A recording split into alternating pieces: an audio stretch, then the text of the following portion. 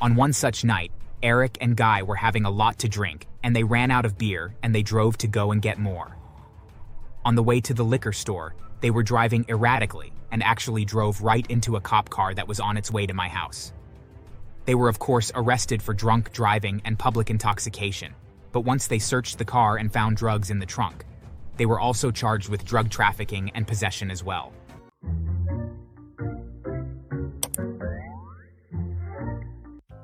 My name is Paul, and my family has caused me a massive amount of grief, although it wasn't always that way. Things were different when I was young.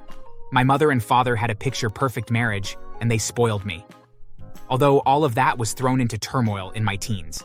I was 15 at the time, and I remember one day helping my father work on his car when he suddenly collapsed, gripping his chest. We called for an ambulance, but unfortunately, they didn't arrive in time and he passed away. Sadly, there were no warning signs, but he did have very unhealthy eating habits, and the fact that he passed away from a heart attack, while tragic, wasn't that far-fetched. My mother and I took the loss fairly hard, but after a few years, my mother began dating. I would say that was the lead-up to things becoming quite unpleasant for me. I loved my mother, but aside from my father, she had terrible taste in men. Some of the guys she dated would treat me like I didn't exist, and more than a few treated her like their personal bank account. Thankfully, she broke up with all of those, but eventually Simon came along and he managed to convince her that he was different than the other men she had dated. I suspected that he wasn't, but my mother was convinced, and that was all that mattered. Regardless, my mother seemed happy, and so I kept my opinions of Simon to myself, even when they had a rushed engagement and got married. Simon had 3 children of his own from a previous marriage. 2 sons, Guy and Eric, and a daughter named Sarah. Sarah and I got along really well as we bonded over our love of playing golf, but Guy and Eric were absolute bullies. They would torment Sarah and I. The sad part is that no matter what they would do to us, Simon would dismiss it as boys just being boys. They were his kids, so I could understand his reaction to a degree, but for my own mom to excuse their behavior just so that she could maintain peace in the household, though, made me furious. Hey there, Paul. Sorry to hear about your loss. Loss? What are you talking about? Oh, you haven't seen yet? Someone used Sarah's computer monitor to smash your computer monitor, and now both of them are broken. Weird, huh? You idiot. Why would you do something like this? Why do you always have to damage our stuff? Funny thing was that it wasn't even the first time that Eric and Guy had damaged our computers, and Simon's solution was to get my mother to just buy replacements for the things they would break. Honestly, I think that my mother probably spent thousands of dollars replacing all the things that Guy and Eric would break. I could not for the life of me figure out why she was just letting them get away with murder.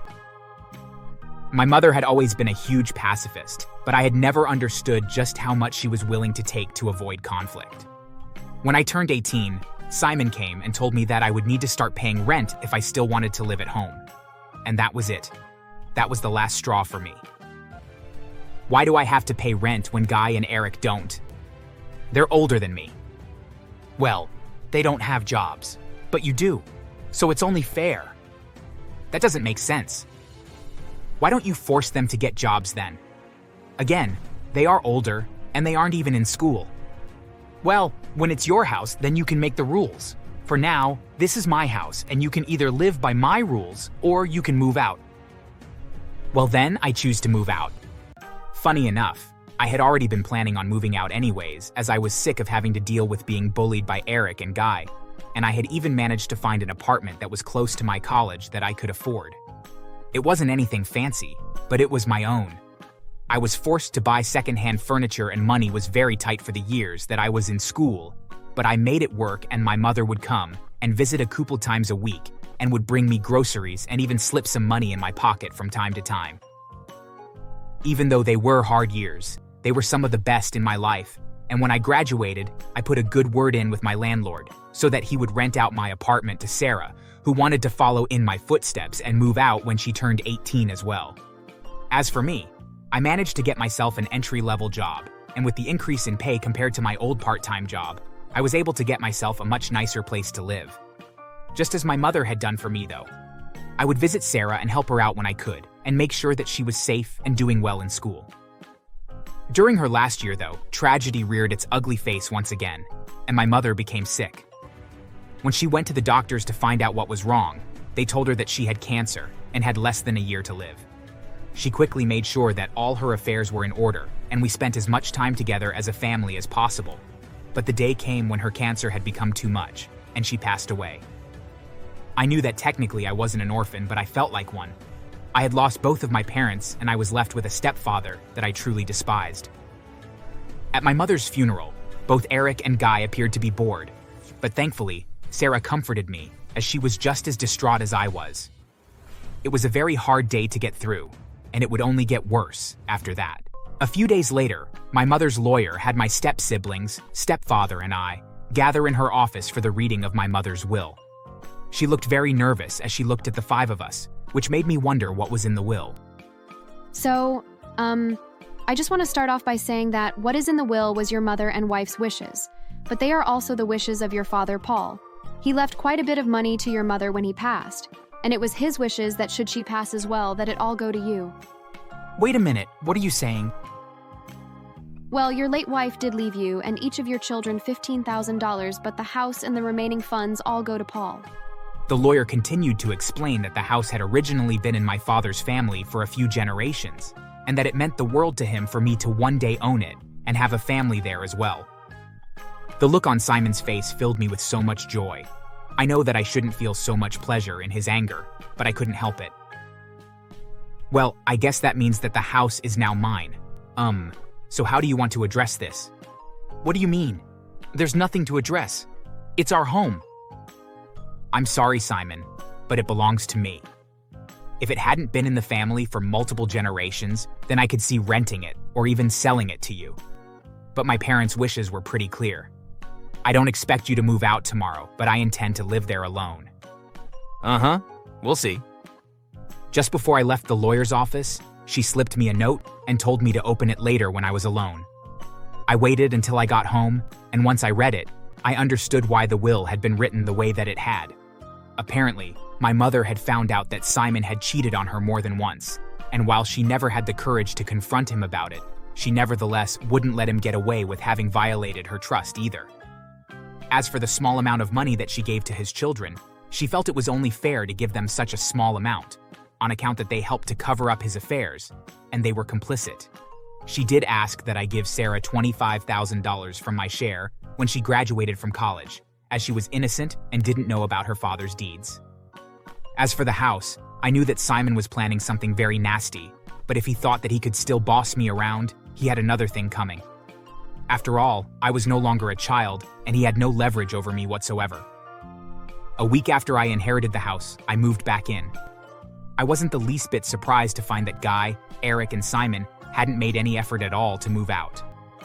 No boxes were packed, and all three of them were still strutting around like they owned the place. Guys, listen, I want to be fair. I know that you don't think that this is a very fair decision, but it's what my parents wanted, and it's legally binding. I'm going to give you 30 days to find a place to live. With the money that you got from my mother, that should be more than doable. As if I already spent that money on a new sports car. Yeah, and mine is going to make me rich as I bet it all on an upcoming boxing match. Paul, you need to listen to me.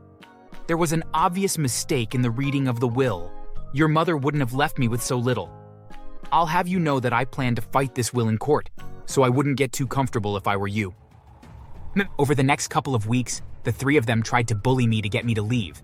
They tried to play music at all hours of the night, but I called the cops on them, and the police forced them to turn it off.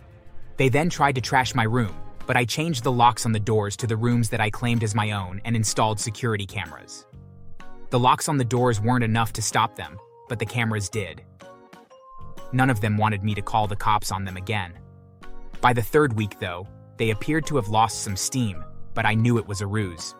My mother's lawyer informed me that they had hired a lawyer of their own to open a case and try to get my mother's will dismissed, saying that it was a fake will. But she assured me that it was ironclad and that their case would go nowhere. More than once, they would throw parties and invite girls over and party until sunrise.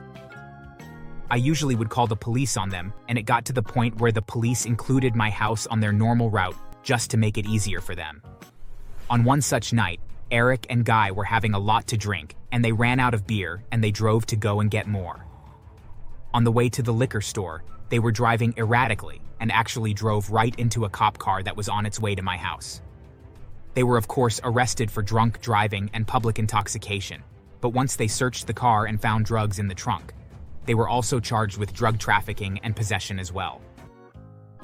The next day, Simon begged me to help them out and give them money so that they could hire lawyers, but I wasn't having it.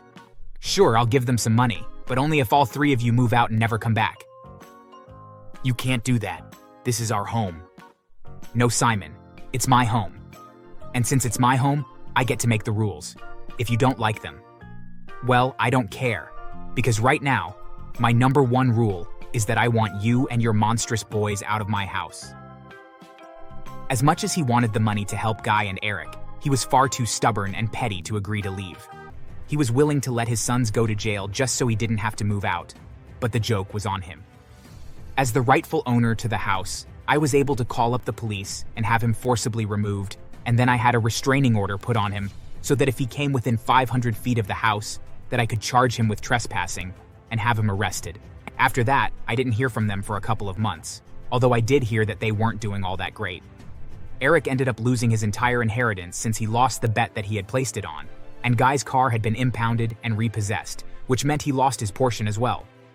Simon was the only one with any money left, but he was forced to give it to his sons to cover their legal fees, but it barely paid for everything. And sadly, they still ended up going to jail. It hadn't been their first drunk driving offense, and since they damaged a police car, the judge wasn't lenient on them at all. The good news didn't stop coming though, as Simon's case was dismissed as my mother's lawyer had been correct in saying that the will was ironclad. I had heard that he was forced to get a job at a home improvement store in order to afford an apartment very much like the one that I had in college. It felt like poetic justice, really. As for me, well, I used some of the money I had inherited to fix up and renovate my new home so that it was truly my own, and I'm happy to say that my girlfriend has recently become my fiancé and will be moving in with me in a few weeks. On top of that, as a welcoming party for her, we are also having a graduation party for Sarah since she will be finishing college in a couple weeks as well. I can't wait to see the look on her face when I give her the graduation gift that my mom wanted her to have. If you enjoyed the story, smash the like button and subscribe.